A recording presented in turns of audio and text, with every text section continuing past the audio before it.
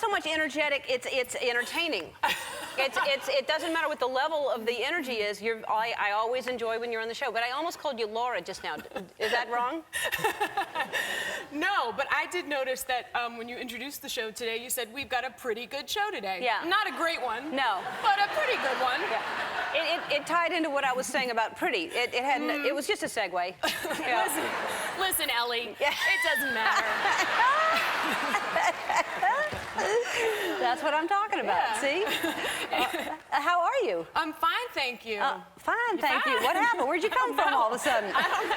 Just South Carolina, because I'm going to be a beauty queen too, just like the other girl, and so I'm practicing my wave. Everyone in the pageant is from the South. There's nobody in the northern. In my mind. I say, in my mind. Louise Wu is her name, and she will be our future Miss California, I believe. Awesome. In all my heart, I believe it. Yeah. And if I'm wrong, then we'll just edit this part out. Okay. So tell me about, you're doing a play in New York, Guys and Dolls, is that right? I did Guys and Dolls on Broadway this year. For how long? About 6 months we ran, and it was really a childhood dream, you know, come true. Yeah, I mean, that's what I always wanted to do, but I forget how hard things are, you know, and the theater is just one of the hardest jobs. Kelly Clarkson came, by the way. My voice cracked that night, but anyway, besides that, it was great. But, and I just, you know, because it's how many? It's like 2 or 3 shows a day, right? Well, some days it's not 3. You die. It's 8 shows a week, but yes, on some days you have matinees, and I walked around like a total dork, like with scarves and like note cards because I didn't want to talk, you know. And you go to sleep with like a humidifier and glasses and a hat, and like it's so insane. It's such not a sexy look. Sleeping like, you know, because you're worried about getting sick all the time. Yeah. And protecting your voice because you're constantly using it. Yeah, in TV they just slap some more makeup on you and, you know, it doesn't matter. Now, which one are you? I'm the blonde in the pink dress. Yeah. That's great. And you had fun. I really did have fun, yeah. It's interesting. I just learned so much about being an audience member, actually, because you think we can't see you, and we can. And like, you know, in this technological time, people are filming everything all the time. And we're filming right now, by the way. No. Yep. This is theater. This is live theater. And I'm Southern again. But so, you know, people would film, and it makes you really nervous. It's like with a camera or with the phone? With anything, but you can see it because there's always like some blinking light, and so you're like, blah, I can see you, blah, you know, that's me doing my musical singing. Right.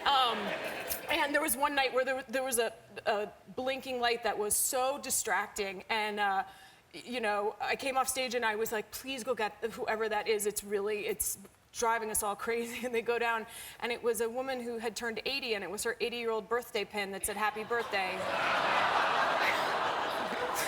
I'm sure, and I was like, I just can't, I mean, you know, and like she was like, I've gone to the theater my whole life, I feel so terrible, I didn't know you could see me. We can see you, we can see you. But that was too bad. Yeah, well that's, and did they left it on then? No, they ripped that thing off. Yeah, good. Good for you, Lauren. You show that 80-year-old woman. Happy birthday, Mildred.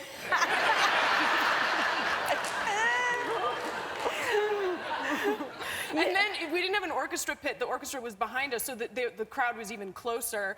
And, you know, some people make the choice to spend $125 on a Broadway ticket because they're real sleepy and they need a nap.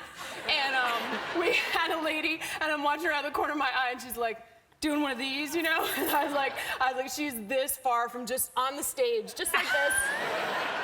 Because it's so quiet, you know, with 50 people singing and dancing. Like, it's a wonderful place to get some rest.